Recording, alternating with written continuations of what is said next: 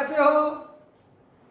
हम पढ़ रहे हैं टॉपिक स्फेरिकल मिरर, और इस टॉपिक में आज हम पढ़ेंगे relation between radius of curvature and focal length of spherical mirror.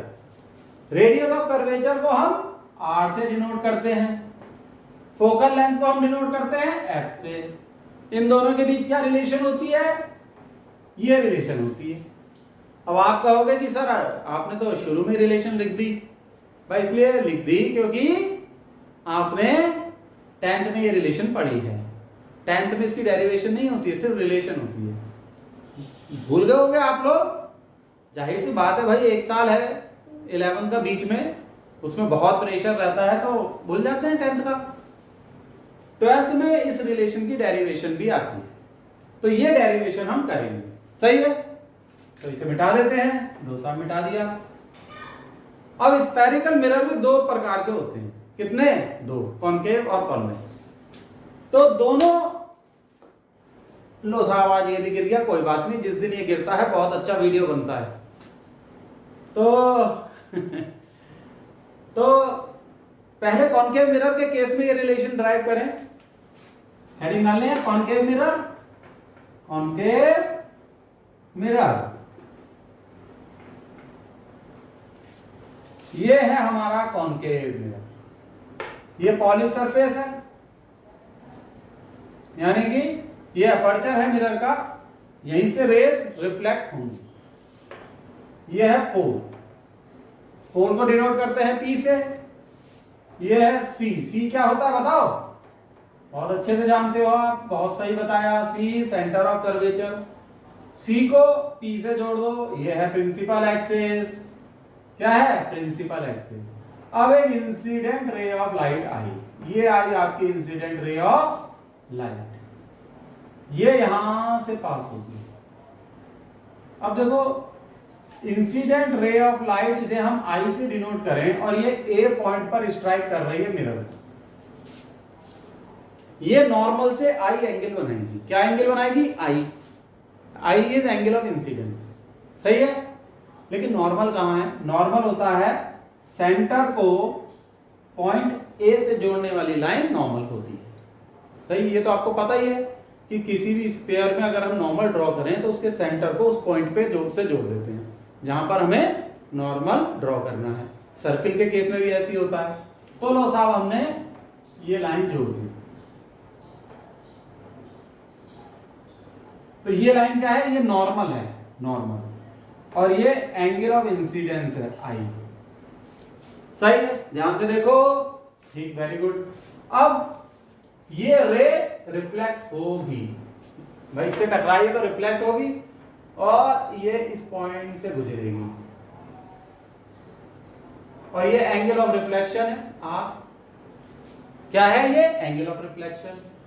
ये फोकस से पास होती है, रिफ्लेक्टेड रे फोकस से पास होती है, इसलिए ये पॉइंट है F। सही है, बिल्कुल सही। अब आप एक चीज और देखो, सिर्फ लाइंस की बात करेंगे। जैसे एक ये लाइन है, भले इसे हम प्रिंसिपल एक्सिस कहते हैं, ये एक लाइन है, इंसिडेंट रे भी एक लाइन है, ये दोनों पैरेलल हैं। ये दोनों क्या हैं? पैरेलल हैं।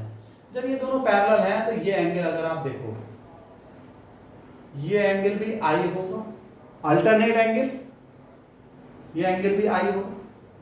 अच्छा, I is equal to R, I is equal to R। Law of reflection क्या कहता है? लॉ ऑफ रिफ्लेक्शन क्या कहता है? ये angle I is equal to angle R, means angle of incidence equal to angle of reflection. इसका अर्थ है ये एंगल और ये एंगल इक्वल है, मीन्स एंगल, ध्यान से देखें, ACF is equal to angle ACF। अब एंगल ए ये लिखें FAC, ये इक्वल, ये एंगल और ये एंगल इक्वल। ये बात आपको एकदम बिल्कुल ढिंचक एकदम क्लियर हो गई, बिल्कुल क्लियर हो गई। अब जब ये दोनों एंगल इक्वल है तो ये आइसोसेलेस ट्रायंगल है, ठीक। कौन सा ट्रायंगल? CFA, ये आइसोसेलेस है, और ऐसा आइसोसेलेस ट्रायंगल जिसकी ये दो साइड्स इक्वल है, CF equal to FA, CF equal to FA, therefore CF is equal to FA। ये बात भी क्लियर। अब एक बात जो ध्यान देने लायक है, हमने ये अपर्चर बनाया, क्या बनाया? अपर्चर। ये बहुत बड़ा अपर्चर है, लेकिन वास्तव में ये अपर्चर बहुत छोटा होता है। कैसा होता है? छोटा होता है। ये इस तरीके का होता है, ये है छोटा सा अपर्चर। ये मैंने ये भी बड़ा बना दिया, इससे भी छोटा होता है, ठीक। ये इसका पॉलिश सरफेस, ठीक, और ये प्रिंसिपल एक्सिस, ये इंसिडेंट रे। तो ये एंगल हुआ P और ये हुआ A, एंगल नहीं सॉरी, ये पॉइंट हुआ P और ये हुआ A, ये इंसिडेंट रे। तो ये मैंने इसलिए बनाया है जिससे आपको ये समझ में आ जाए, ये A और P बहुत नजदीक होते हैं। कैसे होते हैं? एक दूसरे के बहुत नजदीक होते हैं ये A और P। तो हम ये मान लेते हैं ये A और P ओवरलैप करते हैं, इतने नजदीक होते हैं कि ये ओवरलैप करते हैं, यानी पॉइंट A P के ऊपर है। तो हम ये लिख देते हैं, since aperture is very small, aperture APER is very very small, दो बार वेरी लगा, बहुत छोटा होता है। therefore पॉइंट, या ऐसे लिख लो, therefore point A is very very near, very very near to point P। हो गई ये बात clear? Point A is very very near to point P। तो इसका ये अर्थ हुआ कि ये जो लाइन है FA, ये FP के लगभग बराबर है, लगभग बराबर है, तो हम इसे बराबर ही मान लेते हैं। तो इसका ये अर्थ हुआ, therefore FA is approximately equal to FP। ठीक, ये बात आ गई समझ में?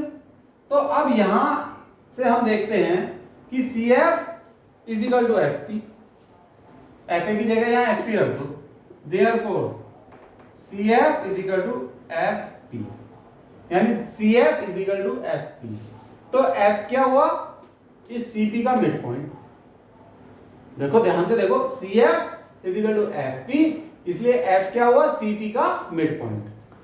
तो यहां लिख लो, therefore F is midpoint of CP। CP क्या है? रेडियस ऑफ कर्वेचर, जिसे हम डिनोट करते हैं R से। FP क्या है? फोकल लेंथ, जिसे हम डिनोट करते हैं किससे? स्मॉल f से। तो इसका मतलब ये हुआ कि जब F मिड पॉइंट है CP का, तो इसका ये अर्थ हुआ कि FP is equal to half of CP, FP is equal to half of CP, therefore focal length is half of radius of curvature। ये है वो डेरिवेशन, सही है? आ गए बच्चों आपकी समझ में? Focal length is half of radius of curvature. तो इसे आप नोट डाउन कर लो, ये डायग्राम जरूर बना लेना, सही है? चलो भाई मिटा देते हैं।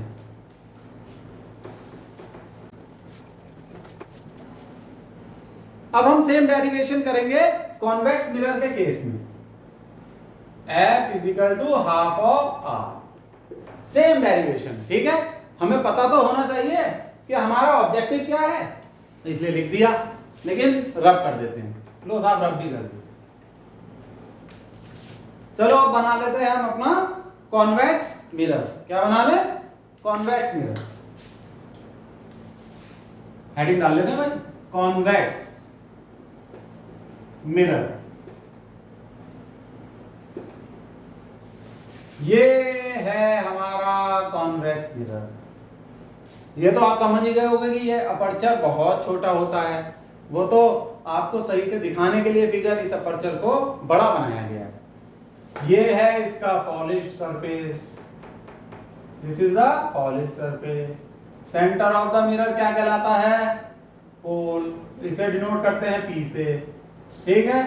ये प्रिंसिपल एक्सिस हो गई आपकी, क्या हो गई? Principal axis. ये C क्या है? सेंटर ऑफ कर्वेचर, ठीक है, C है सेंटर ऑफ कर्वेचर। अब ये एक इंसिडेंट रे I क्या है? Incident ray.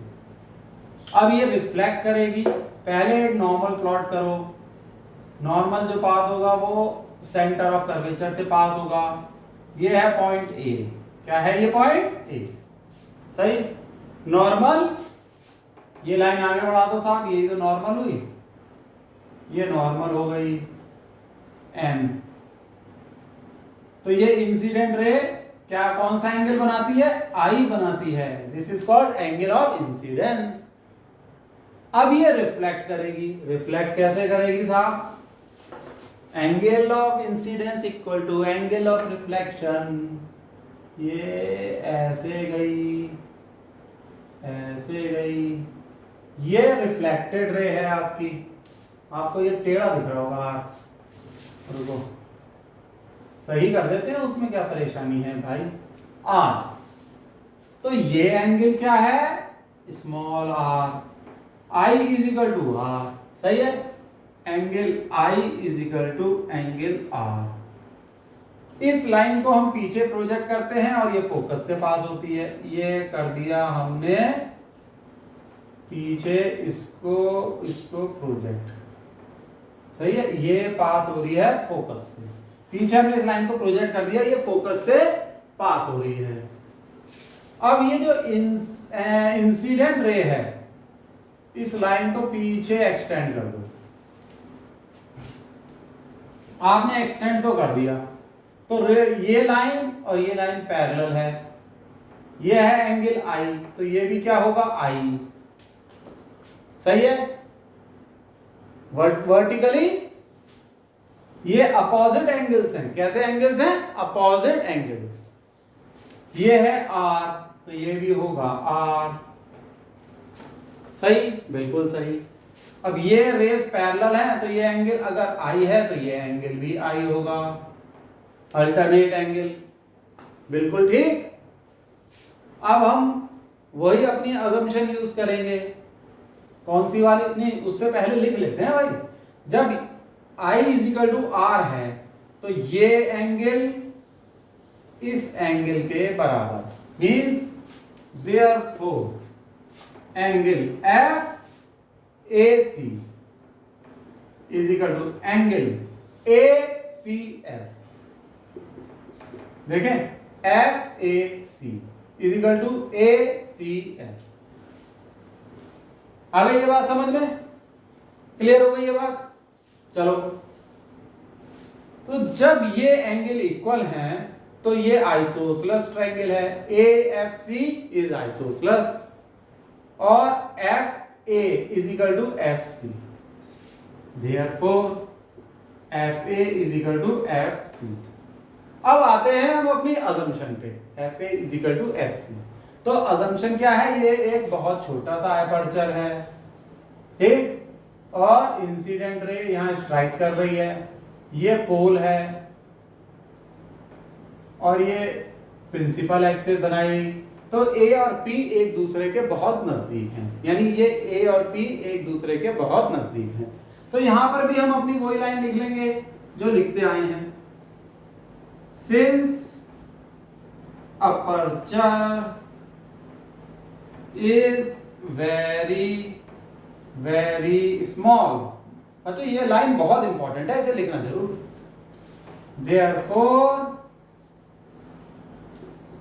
therefore point A is very very near to point P माने पोल, सही है। तो इसका क्या अर्थ हुआ? इसका ये अर्थ हुआ F P is equal to F A, F P is equal to F A, ये हो गया था। अब यहां पर हम ये देखें, जब F P is equal to F A है तो यहां हम एफ पी लिख सकते हैं एफ ए की जगह, बिल्कुल। तो F P is equal to F C. अब बात हमारी पकड़ में आ गई, F P is equal to F C, it means F is the midpoint of P C. आ गई बात पकड़ में। Therefore F is the midpoint of P C. ये बात क्लियर हो गई, बहुत बढ़िया।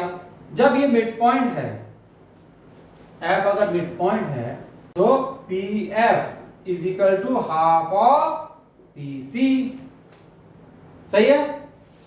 जब P F is equal to half of P C, P F क्या है, फोकल लेंथ, जिसे हम डिनोट करते हैं स्मॉल एफ से, और पी सी क्या है, रेडियस ऑफ कर्वेचर, इसे हम डिनोट करते हैं आर से।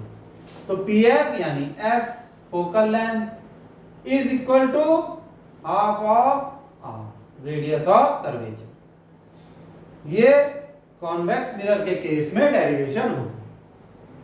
सही है बच्चों, इजी है, इसे नोट डाउन कर लो फटाफट।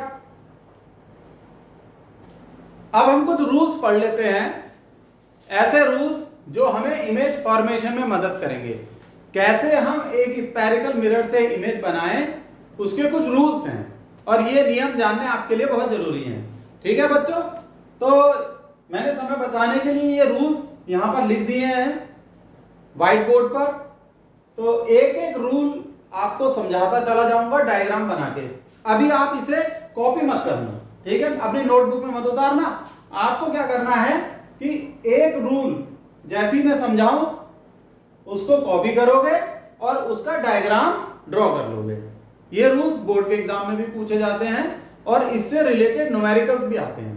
तो करें, देखो पहला रूल क्या है, ठीक, an incident ray of light which is parallel to principal axis passes through the focus in case of concave mirror and appears to pass through the focus in case of convex mirror। तो ये तो वही rule है जो हमने derivation में पढ़ा था, फिर भी इसे समझ लेते हैं। सही है, आओ समझें।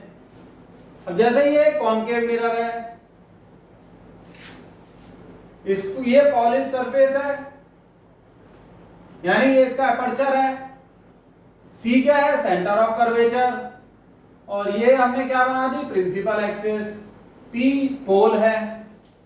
अब एक incident ray of light parallel to principal axis, यानी इसके पैरेलल एक इंसिडेंट रे ऑफ लाइट आई, ये आई साहब, I, this is incident ray of light. तो ये रिफ्लेक्ट होने के बाद फोकस से पास होगी। देखो ये ऐसे रिफ्लेक्ट हुई और इस पॉइंट से पास हुई, we call it focus, F से इसे डिनोट करते हैं। तो कॉन्केव मिरर के केस में तो ये वास्तव में फोकस से पास होती है, यानी in reality it passes through the focus. लेकिन कॉन्वेक्स के केस के मिरर में हम इसे प्रोजेक्ट करते हैं फोकस की तरफ। आओ देखें कैसे। यही तो लिखा है, and appears to pass through the focus in case of convex mirror. तो कॉन्वेक्स मिरर का केस देखते हैं आप, सही है। चलो इसे लिख लो और इसे ड्रॉ कर लो। यहां लिख लो कॉन्केव मिरर, कॉन्केव मिरर। तो आपका कॉन्केव मिरर का केस है।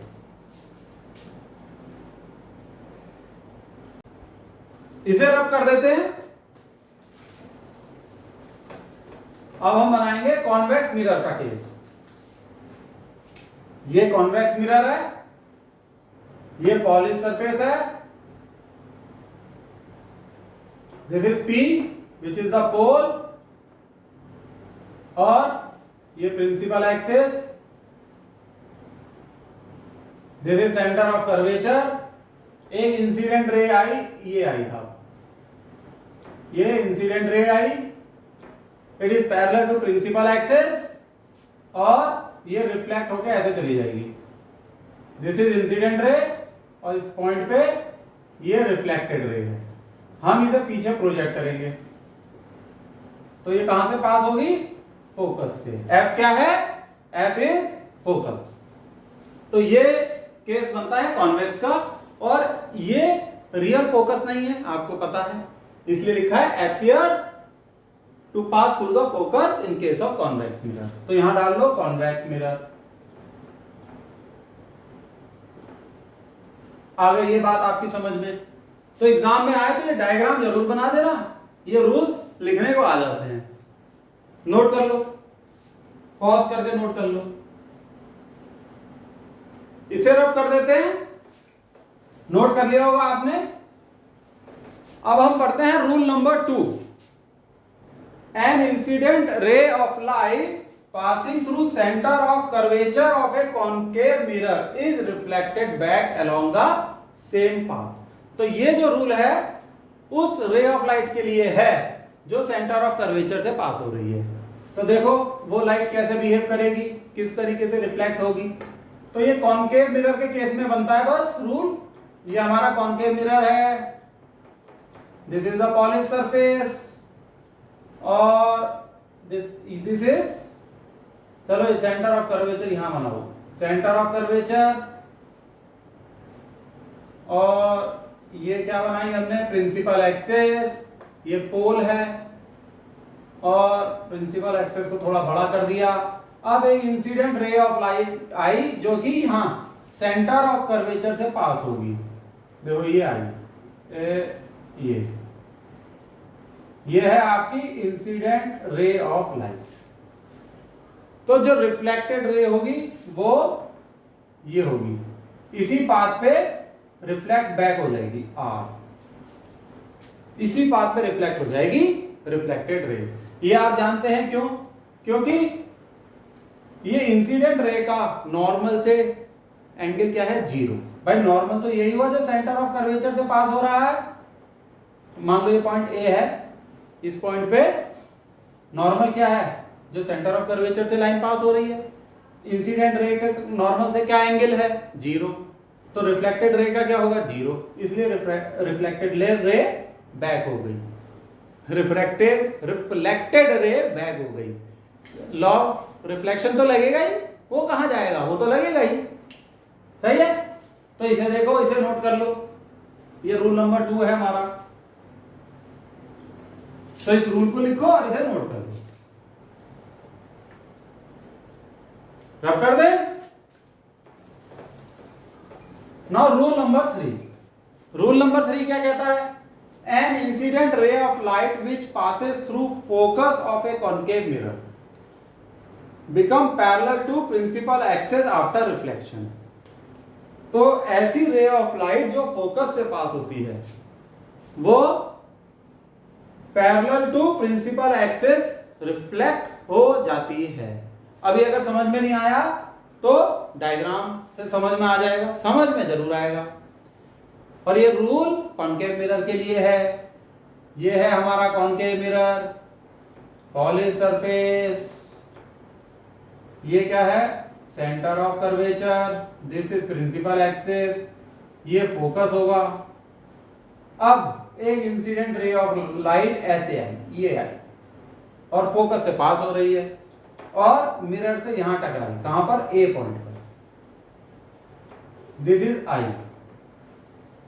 राइट। तो ये जो रिफ्लेक्टेड रे होगी वो ये होगी R, और इसकी क्या खासियत होगी? ये प्रिंसिपल एक्सेस के पैरेलल होगी। ये प्रिंसिपल एक्सेस है, बिल्कुल सही। ये रिफ्लेक्टेड रे है, ये पैरेलल है। कब? जब इंसिडेंट रे फोकस से पास हो रही। याद रहेगा ये rule? This is rule number 3। Note कर लो, इसे रब कर देते हैं। Now comes rule number 4। A ray of light which is incident at the pole of a concave mirror is reflected back making the same angle with the principal axis। ठीक है, आई बात समझ में? अगर कोई इंसिडेंट रे पोल से reflect होती है तो it will make the same angle with the principal axis. देखो कैसे, डायग्राम से चीजें बेहतर समझ में आती हैं। देखो ये कॉनकेव मिरर, ठीक, ये रूल भी कॉनकेव मिरर पे ही लगेगा। This is centre of curvature, ये प्रिंसिपल एक्सिस, ये पोल। अब एक incident ray of light pole से टकराई, पोल से ही ये रिफ्लेक्ट होगी। तो अगर ये आई है तो ये रिफ्लेक्ट ऐसे होगी। This is angle of reflection, I is equal to R. ये एंगल और ये एंगल सेम है, प्रिंसिपल एक्सिस से दोनों सेम एंगल बनाएंगे क्योंकि प्रिंसिपल एक्सिस ही नॉर्मल है एट पॉइंट P, ठीक है। So this is rule number 4। तो इसे भी आप कॉपी कर लो, नोट्स ये काम आएंगे बहुत, रूल भी लिख लो, डायग्राम भी बना लो। सही है बच्चों? तो बच्चों अब हम साइन कन्वेंशंस पढ़ेंगे स्फेरिकल मिरर का।